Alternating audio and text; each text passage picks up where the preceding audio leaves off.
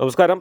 നമ്മുടെ തിരുമുക്ക് അടിപ്പാതയുടെ പുനർനിർമ്മാണവുമായി ബന്ധപ്പെട്ട് പരവൂർക്കാർ കൂട്ടായ്മയുടെ നേതൃത്വത്തിൽ ഇന്ന് സ്ഥലം MLA ബഹുമാനപ്പെട്ട ശ്രീ GS ജയലാൽ അവർക്ക് നിവേദനം സമർപ്പിക്കുകയുണ്ടായി. ഈ അടിപ്പാത പുനർനിർമ്മിക്കേണ്ടതിൻ്റെ ആവശ്യകതയെക്കുറിച്ചും അതിനുവേണ്ടി കൂട്ടായ്മ കൈക്കൊള്ളുന്ന ഭാവി പരിപാടികളെക്കുറിച്ചും MLA സംഘാംഗങ്ങളുമായി സംസാരിക്കുകയുണ്ടായി. NH 66 നിർമ്മാണവുമായി ബന്ധപ്പെട്ട് ഇപ്പോൾ തിരുമുക്കിൽ നിർമ്മിക്കുന്ന അടിപ്പാതയുമായി ബന്ധപ്പെട്ട് ഉണ്ടായിട്ടുള്ള ആശങ്കകൾ അത് പരവൂർ കൂട്ടായ്മയുടെയും പരവൂർ പ്രൊട്ടക്ഷൻ ഫോറത്തിൻ്റെയും നേതൃത്വത്തിലുള്ള നിവേദനങ്ങൾ എനിക്ക് ലഭിക്കുകയുണ്ടായി. അത് ജനങ്ങളുടെ മുമ്പിൽ വലിയ ആശങ്ക ഉണ്ടായിട്ടുണ്ട്.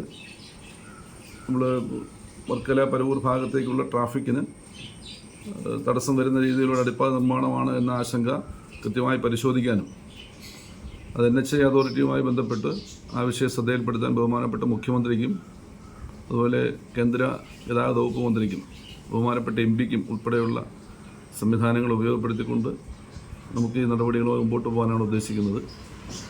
ഈ ആവശ്യവുമായി ജനങ്ങളോടൊപ്പം നമ്മൾ ഒരുമിച്ച് നിന്ന് നീങ്ങുക എന്നുള്ളതാണ് ഇനി ചെയ്യാനുള്ള ഒരു ജനാധിപത്യപരമായ ചുമതല നമ്മൾ കാണുന്നത്.